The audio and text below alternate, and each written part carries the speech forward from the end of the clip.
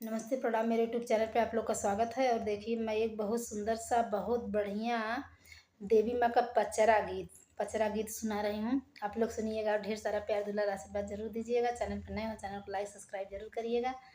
और कमेंट करके बताइएगा कि मेरा गाना आप लोगों को कैसा लगा। नवरात्र चल रहा है तो देवी पचरा सुना रही हूँ। देखिए, खांसी भी हो रहा है, जुकाम भी।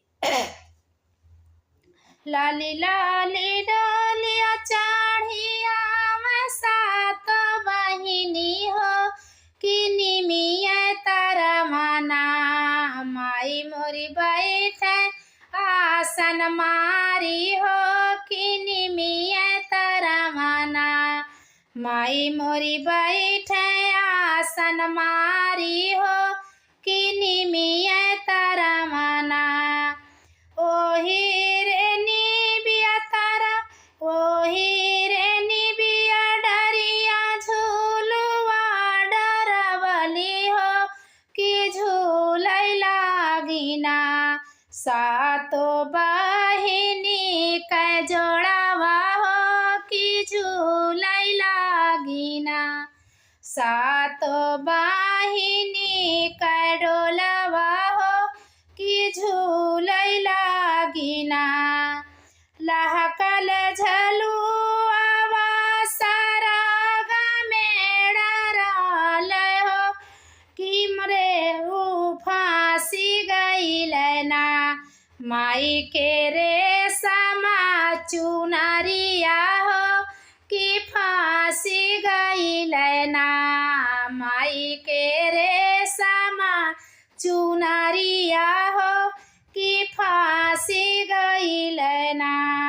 जऊ के होत मोरा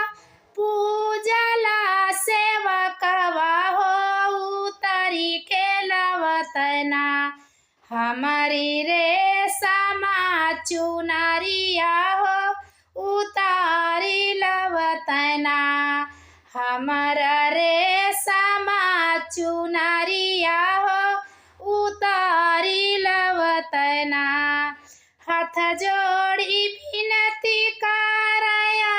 अंकित सेवकवा हो कि हम मैया ना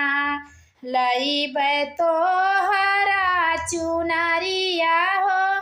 कि हम मैया ना हाथ जोड़ी विनती करे हारा सीता सेवकवा हो कि हम मैया ना लईबै तोहरी चुनरिया हो कि हम मैया ना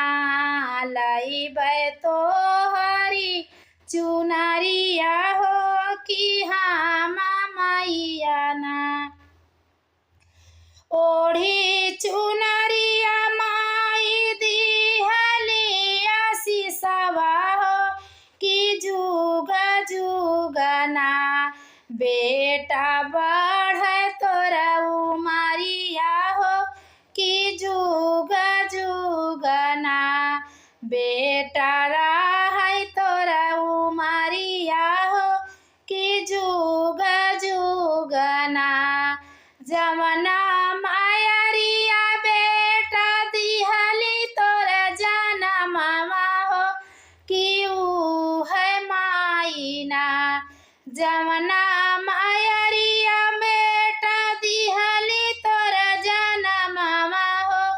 अमार रही है ना होन कर मांगी के से दूरवा हो अमार रही है ना ओन कर गोदी के लालनवा हो अमार रही है ना ओन कर गोदी के लालनवा हो अमार रही है ना।